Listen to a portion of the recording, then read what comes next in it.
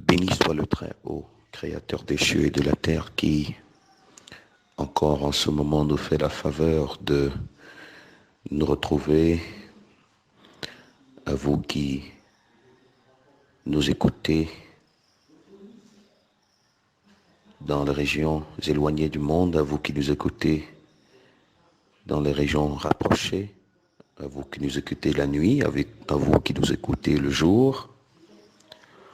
Nous bénissons de très haut de nous rendre capables en ces temps obscurs d'avoir la possibilité de nous rencontrer dans la parole de la vérité, celle-là qui vient avec le pouvoir de nous rendre libres, libres des forces obscures, libres des puissances ténébreuses et nous conférer la joie, véritable joie du véritable salut.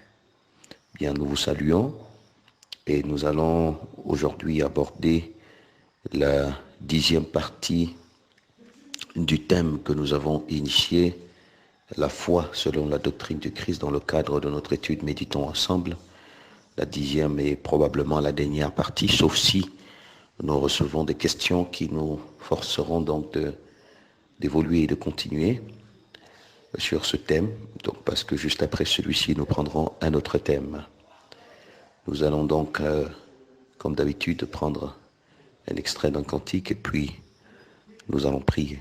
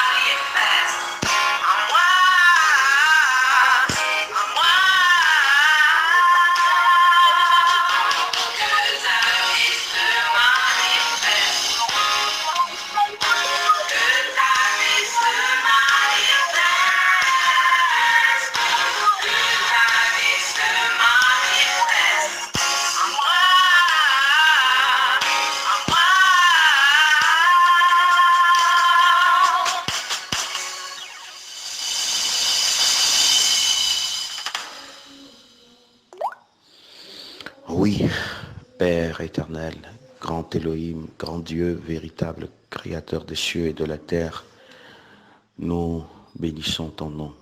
Tu nous as créés afin que nous soyons ici sur cette terre des instruments de ton émanation, ceux au travers desquels ta vie, la véritable vie, source de guérison, source de paix, de joie, source de bonheur, porteuse de lumière, la vie qui communique l'harmonie, la quiétude, que cette vie de sainteté, de pureté, de vérité, soit notre quotidien, notre expression au quotidien. Tu nous as créés pour que nous soyons ton image, ta projection, ton reflet, ta réplique sur la terre, afin qu'au travers de nous, toute la création contemple qui tu es et te voue un culte au travers de nous. Nous te bénissons, te rendons grâce pour ce merveilleux statut que tu as bien voulu nous conférer, mais que nous avons déshonoré par la désobéissance. Mais nous te remercions parce que dans ta miséricorde, tu as envoyé ton Fils bien-aimé, le Messie, qui est venu pour nous montrer le chemin de retour à notre vrai statut, afin que, Père, nous puissions être réconciliés avec toi. Merci pour toutes ces instructions. Merci pour ces clarifications et que ta faveur soit accordée à tous dans ton Fils, le Christ, ressuscité, glorifié. Amen. Bien, nous allons alors, dans cette 10e et dernière partie de la foi selon la doctrine de Christ, comme je le disais, sauf si nous avons des réactions en termes de questions qui nous pousseront donc à évoluer pour davantage creuser. Je pense que l'essentiel aura été dit. Bien, j'ai eu une conversation très édifiante avec un frère qui m'a appelé de loin et qui écoute ces enseignements, et il a bien voulu quelques points de clarification, et vraiment cette conversation a été extrêmement édifiante, et d'ailleurs nous en partagerons le contenu avec vous. Alors sa préoccupation tournait autour de la distinction des deux foi. Pourquoi est-ce qu'il faut faire la distinction des deux? Parce qu'en réalité, il n'y a pas deux foi. Et il avait parfaitement raison. Et du coup, je pense que nous nous sommes compris à la fin. Il a compris pourquoi est-ce qu'effectivement, nous avons fait la distinction. Mais sinon, son interpellation ou sa réaction était justifiée. Justifiée par quoi? Justifiée par le fait qu'il est dit dans Éphésiens chapitre 4, que nous allons d'ailleurs lire ensemble, Éphésiens chapitre 4. Éphésiens chapitre 4, verset 5 et verset 5. Ou versets 5 et 6. Éphésiens chapitre 4, épître de Paul aux Éphésiens chapitre 4, du verset 5 au verset 6. Il est dit, il y a un seul Seigneur, une seule foi, un seul baptême, un seul Dieu et Père de tous, qui est au-dessus de tous et parmi tous et en tout. Et en tous, il y a un seul Seigneur, une seule foi, un seul baptême, un seul Dieu. Donc, évidemment, comme nous l'avons compris dans le déroulé de ce thème, quand on parle de foi, cela renvoie à l'adhérence, parce qu'en réalité, même la vraie traduction, la vraie traduction du mot qui a été tiré des textes originaux, c'est adhérence. En réalité, ça renvoie à l'adhérence. On adhère, quand on parle de la foi, on adhère au projet. On adhère, comme on vient de l'écouter dans le cantique, j'adhère à ton projet. J'adhère, donc j'ai la foi, j'adhère, je prends l'engagement d'adhérer pour fusionner avec toi. Donc, alors, donc il y a une seule foi, pour utiliser l'expression, il y a une seule foi, et donc il n'y a pas deux fois. Et voilà, devant le Créateur des cieux et de la terre, il n'y en a qu'une seule. Il n'y a pas deux fois. Maintenant, d'où vient l'erreur? D'où vient l'erreur? Pourquoi il y a une seule? Parce que l'homme doit adhérer à un seul. L'homme doit s'engager vis-à-vis d'un seul. L'homme est redevable vis-à-vis d'un seul. Yahvé, le Créateur des cieux et de la terre.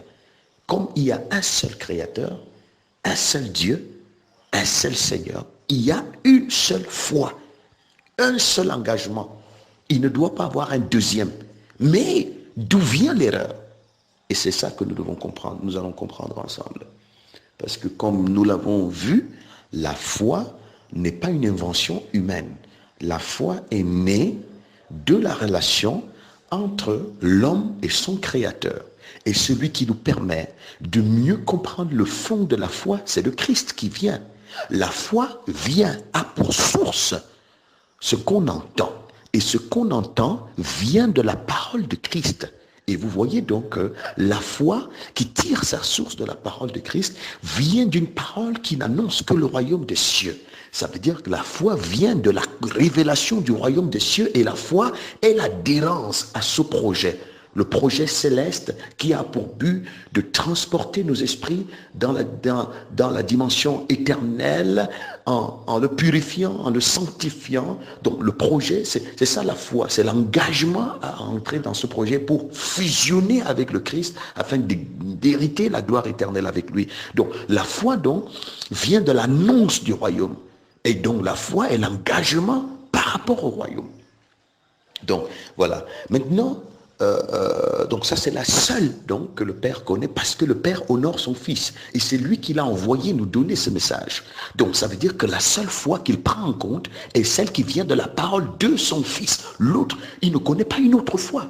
Et c'est ça, et cette foi qui vient de la parole de Christ est sacrée. Et nous en parlions justement avec le frère. C'est sacré, comme tout ce qui vient d'en haut de Yahvé est sacré et il ne doit pas être désacralisé. Doit être sacré, considéré avec la plus haute crainte, haute attention, haute vénération. Voyez-vous? Maintenant, alors, il y a quelque chose qu'il est important de comprendre, c'est que pourquoi est-ce que finalement, je voudrais qu'on lise en même temps notre passage pour revenir dans les explications de Luc chapitre 18. Lisons Luc chapitre 18, verset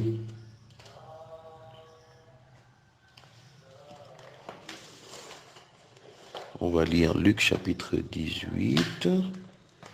Permettez-moi d'ouvrir rapidement le passage. Alors, Luc chapitre 18. Voilà. Du verset 1 au verset 10, au verset 8. Il est dit ceci, je suis dans la version du semeur. Pour montrer qu'il est nécessaire de prier constamment, sans jamais se décourager, Jésus raconta à ses disciples la parabole suivante. Il y avait dans une ville un juge qui ne révérait pas Dieu et n'avait d'égard pour personne.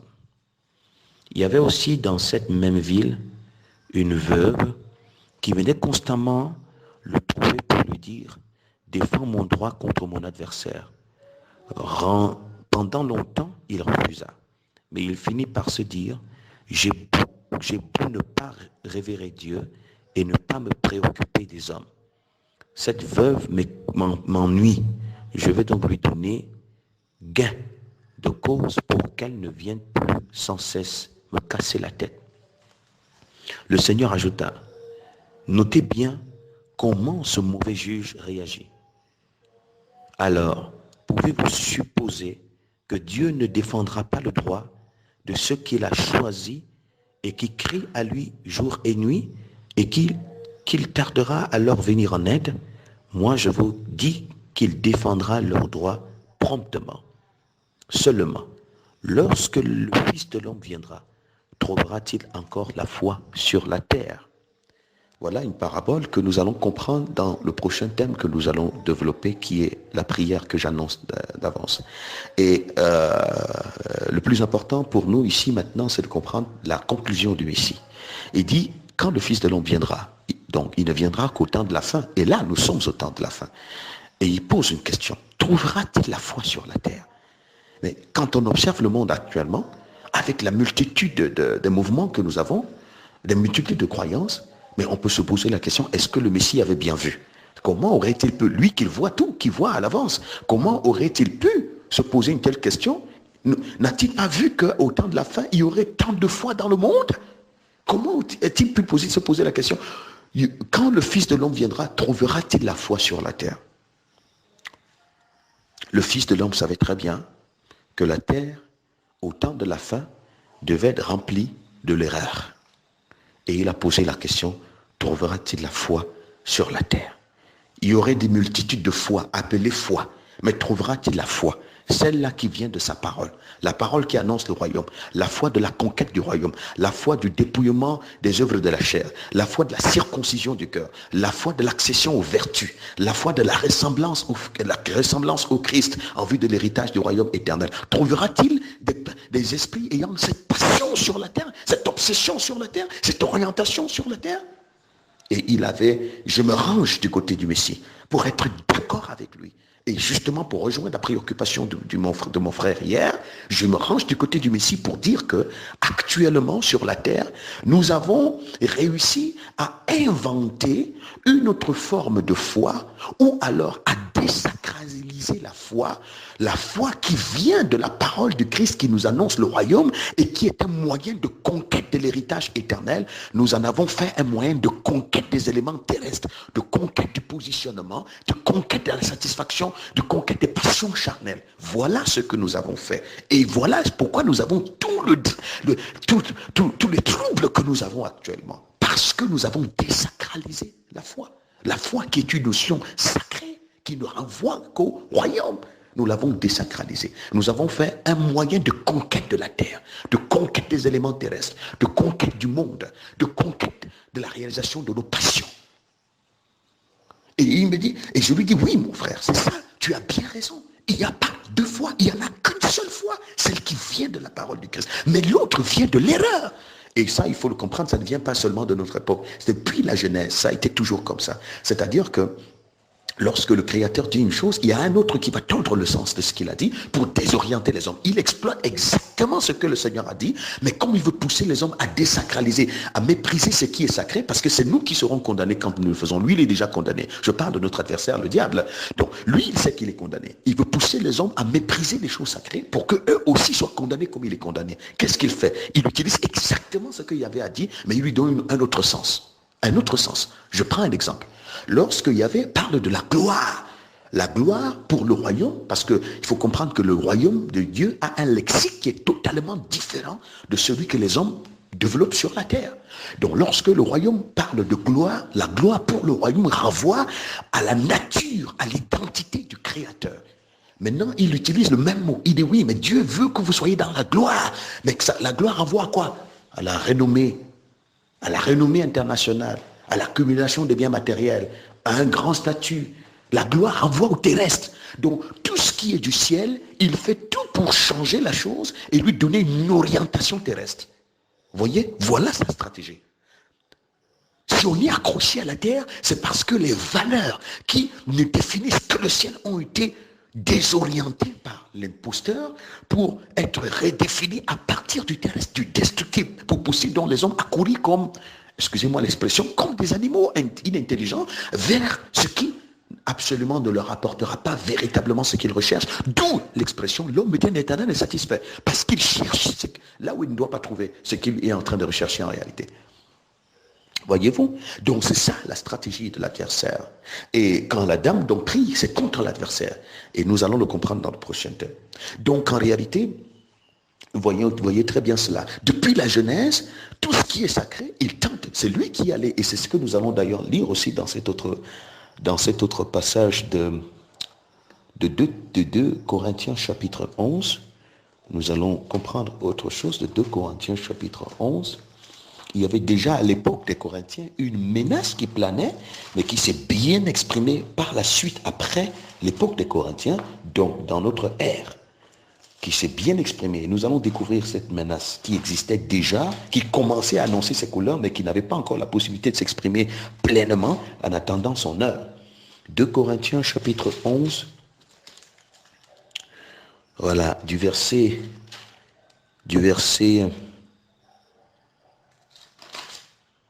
on peut même lire à partir du verset 1. Ce que Paul dit aux Corinthiens, 2 Corinthiens chapitre 11, à partir du verset 1. « Oh, si vous pouviez supporter de ma part un peu de folie.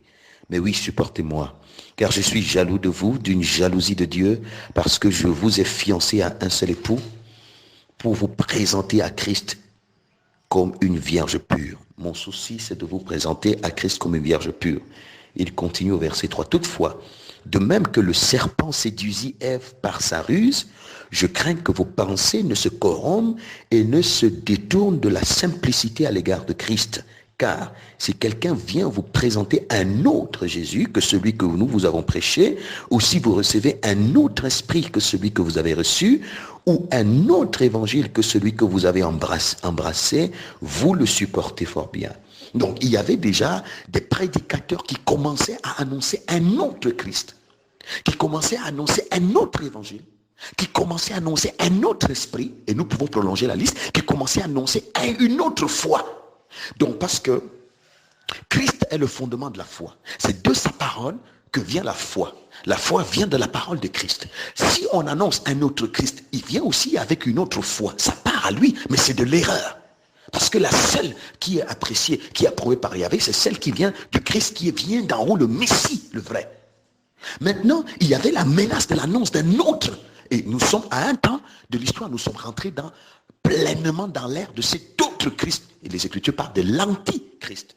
L'antichrist vient et il annonce une autre parole qui renvoie non plus au même, qui n'a plus pour fondement le discours du Christ, mais qui a pour fondement, lui, l'antichrist. Le Christ vient dire, je suis venu vous annoncer le monde d'en haut, comment faire pour gagner le royaume. L'antichrist, l'opposé, vient vous dire, je suis venu par mon sacrifice pour vous dire que par mon sacrifice, vous pouvez avoir des percées sociales, vous pouvez accéder au sommet de la hiérarchie humaine, vous pouvez obtenir la gloire du monde, vous pouvez réussir dans vos entreprises, vous pouvez faire accomplir vos passions charnelles. Voilà l'opposé du Christ. Et lui, donc, les gens adhèrent à sa parole. Ils croient en Christ et ils donnent leur vie à Christ. Et ils ont donc la foi. Ils écoutent la parole. Ils ont la foi en ce Christ. Et c'est cette foi qui est orientée terrestre. Et ça vient de l'autre Christ, de l'autre esprit, de l'autre évangile. Et comme d'ailleurs Paul le disait aux Galates encore, permettez-moi, parce qu'il avait beaucoup averti ses frères, les disciples du Messie, sur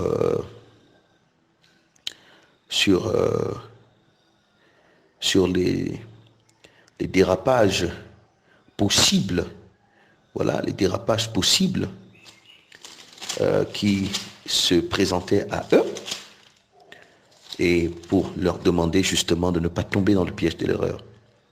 Il leur dit ceci dans Galates, premier chapitre, au verset 6 et au verset 7. Galates, premier chapitre, au verset 6 et au verset 7.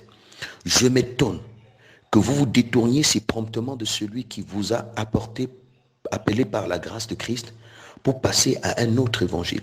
Non pas qu'il y ait un autre évangile, mais il y a des gens qui vous troublent et qui veulent altérer l'évangile de Christ.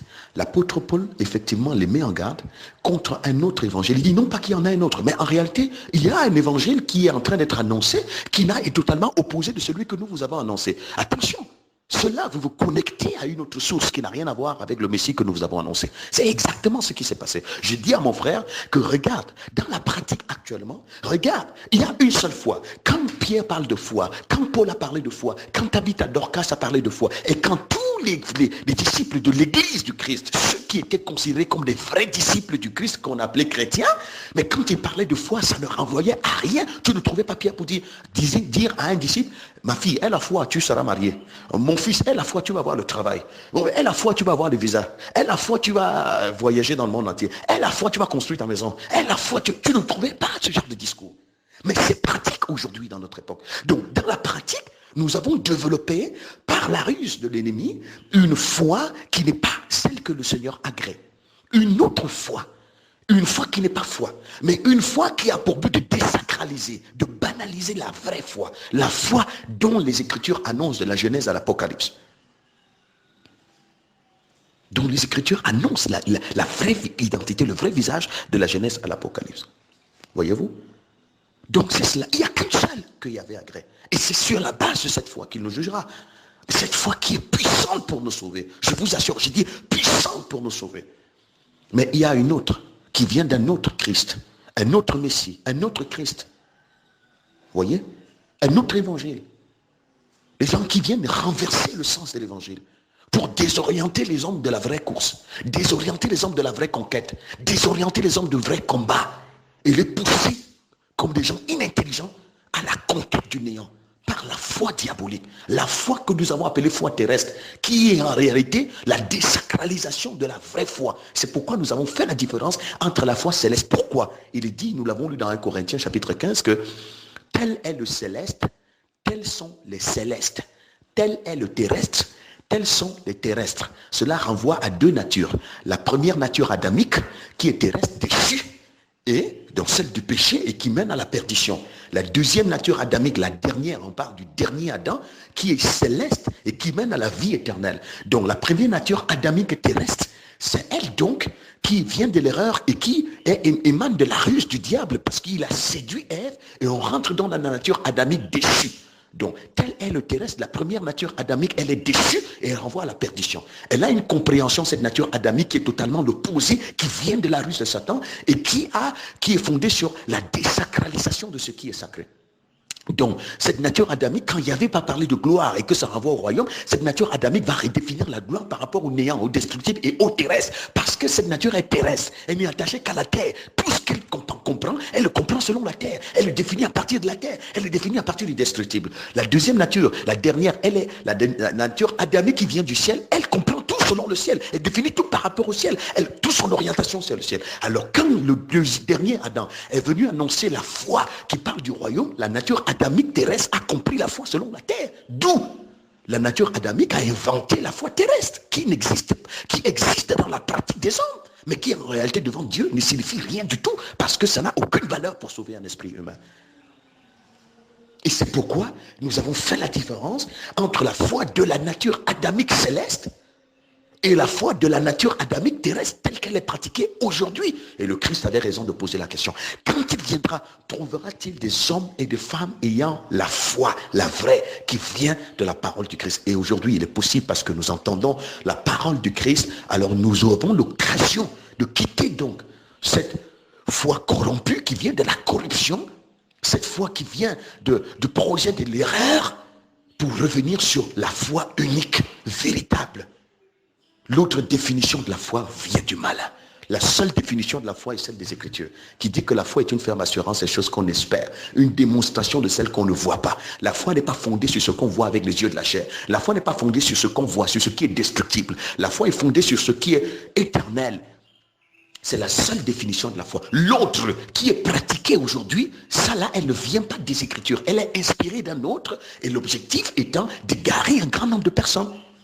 Et de présenter les gens qui vont se retrouver devant le Christ. Et il leur dira, je ne vous ai jamais connus. Mais non, nous désirons que chacun de nous soit fiancé au Messie pour que nous puissions gagner l'héritage qui nous est destiné. Oui, c'est ça la vérité que nous devons intégrer dans nos vies. Il faut un recadrage fondamental de la spiritualité parce que la foi est le fondement de la spiritualité. C'est une notion fondamentale. Mais elle a été désacralisée. Elle a été banalisée. Et la prophétie annonce ces temps-ci comme le temps du mépris de ce qui est sacré. Et parmi le mépris de ce qui est sacré, il y a la notion de la foi, donc de l'adhérence, qui a été totalement banalisée, qui a été désacralisée et qui a été ramenée à la dimension purement matérielle, charnelle, alors que la foi du Messie, elle détruit les passions de la chair. La foi telle que nous l'avons pensée et telle que nous l'avons compris dans un évangile renversé, un autre évangile annonçant un autre Christ auquel beaucoup ont adhéré, cette foi-là satisfait et accomplit les passions de la chair, mais la foi du Christ les détruit pour sauver l'esprit, parce que le plus important c'est le salut de l'âme. Voyez-vous? Et c'est ce que nous étions en train de dire. Donc nous étions très bien d'accord avec le frère, pour que l'objectif c'est que nous parlons dans un contexte précis, et l'objectif c'est que il est important dans ce contexte de nous amener à discerner, à découvrir l'erreur et à quitter l'erreur le plus rapidement possible pour nous retrouver sur le vrai fondement, parce que notre Créateur nous aime. Vous qui m'écoutez, il nous aime et il nous a destinés à plus grand que ce que nos yeux voient. Il est temps que nous déconnections nos yeux de la séduction du monde siècle présent pour nous conformer à la foi selon la doctrine du Christ. Le temps est venu de nous conformer à la foi, la vraie, selon la doctrine de Christ. Car cette foi nous permettra tous de nous retrouver dans le royaume de notre Père, sauf ceux qui décideront par entêtement de persévérer dans la compréhension renversée des Écritures et dans cette foi qui n'est que une sorte d'injure à ce qui est sacré. Mais nous ne l'avons pas fait exprès. Beaucoup s'y sont retrouvés pas parce qu'ils l'ont voulu, c'est par ignorance. Nous sommes nés, nous avons entendu des choses, nous avons vu comme il y a beaucoup de choses, d'idées reçues que nous avons intégrées. Nous croyons que c'est comme ça qu'il fallait faire. Nous aussi on a fait et on croyait que c'était ça. Donc le Père ne nous condamne pas parce que nous l'avons fait par ignorance, non. Mais le temps est venu parce que nous sommes à l'heure de la clarification des voies de la vérité, où le temps est venu pour plusieurs, avant qu'il ne se fasse tard, de retourner au véritable fondement. La foi qui attire la grâce de Dieu, la foi qui attire la force, l'intervention du Très-Haut, la foi qui fait que le Très-Haut s'intéresse à tous les aspects de notre vie pratique, parce qu'il n'a pas dit qu'il va nous abandonner, mais seulement il faut honorer la foi, celle qui vient de la parole de son Fils, son envoyé. Donc, nous allons prier et nous continuerons l'étude prochaine sur la prière, parce que la foi nous transporte dans l'univers de la prière. Nous comprendrons la prière selon la doctrine de Christ. Nous prions. Père, Yahvé, grand Elohim, créateur des cieux et de la terre, Dieu unique et véritable, nous te bénissons et te rendons grâce pour tes compassions et ton amour, toi qui, en ces temps de la fin, Yahvé, permet que des hommes écoutent la parole qui, bien qu'elle peut être bouleversante, a le pouvoir de les ramener sur le fondement posé par tes apôtres, ceux-là que tu as approuvé, dont tu as approuvé le témoignage. Nous te prions donc d'aider chacun à davantage, Père, se mirer, se juger lui-même pour discerner l'erreur et, Père, se laisser transporter dans la vérité, celle-là qui a le pouvoir de nous affranchir de la confusion, de la manipulation, de la ruse de l'ennemi qui veut entraîner un grand nombre de personnes dans le gouffre en s'appuyant sur les Écritures. Je te remercie parce que tu es bon, parce que tu n'as pas abandonné l'humanité et parce que tu viens frapper à la porte des cœurs et parce que ceux qui ouvriront leur cœur, tu sauras leur donner la force de la compréhension, l'intelligence, renouveler leur intelligence pour qu'ils ne se conforment pas au siècle présent, mais qu'ils soient transformés par ce renouvellement d'intelligence en vue de l'héritage éternel auquel tu nous destines. Béni sois-tu ainsi pour ta bonté et que ta grâce se répande sur tous ceux qui écoutent avec des cœurs bien disposés, Père, car sans toi nous ne pouvons rien. Béni sois-tu et béni soit le Christ qui a donné sa vie pour qu'en toi nous ayons cette espérance vivante. Amen.